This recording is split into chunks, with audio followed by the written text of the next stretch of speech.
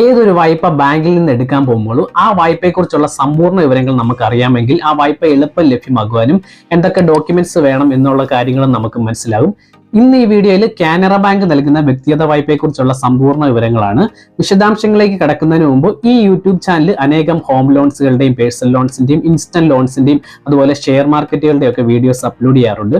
ഇതിന്റെയൊക്കെ വീഡിയോസ് നിങ്ങൾക്ക് യഥേഷ്ടം ലഭ്യമാകുകയാണെങ്കിൽ ഈ ചാനൽ സബ്സ്ക്രൈബ് ചെയ്യാനും മറക്കല്ല്, തൊട്ടടുത്തുള്ള ബെൽ ബട്ടൺ എനാബിൾ ചെയ്യാനും മറക്കല്ല്. എന്റെ പേര് ക്ലിൻസ് രാജ് മണിവള്ളിയിൽ. Welcome to my channel. ഇന്ത്യയിലെ പ്രധാന നാഷണലൈസ്ഡ് ബാങ്കുകളിൽ ഒന്നാണ് കാനറ ബാങ്ക്.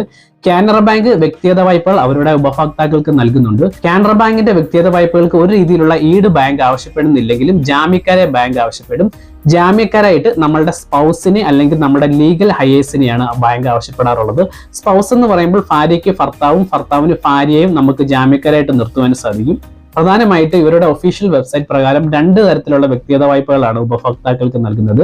അതിലൊന്നാണ് കാനറ ബഡ്ജറ്റ് ഡിലൈറ്റും കാനറ ബഡ്ജറ്റ് പ്രൈമും എന്ന രണ്ട് വ്യക്തിഗത വായ്പകൾ.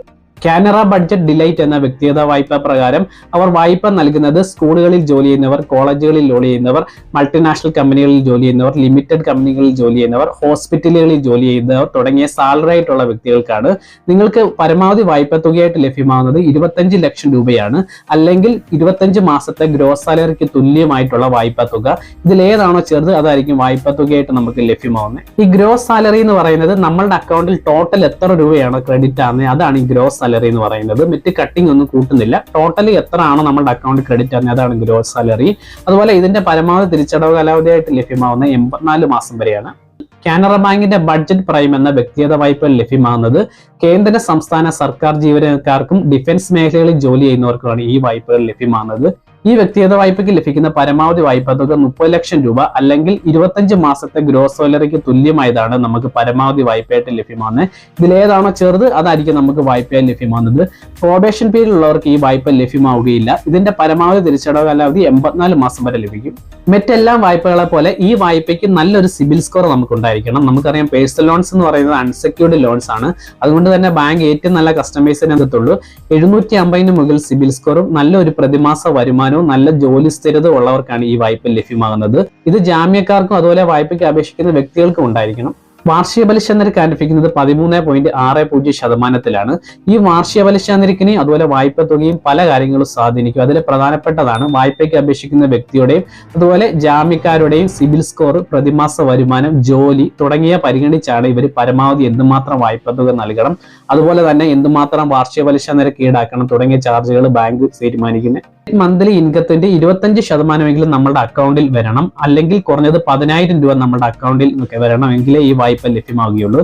ഈ നെറ്റ് മന്ത്ലി ഇൻകം എന്ന് പറയുന്നത് മറ്റ് കട്ടിങ്ങുകളൊക്കെ കാണും. നമുക്ക് LIC അല്ലെങ്കിൽ മറ്റ് വെഹിക്കിൾ ലോണുകൾ അതിന്റെ ഒക്കെ EMI കാണും.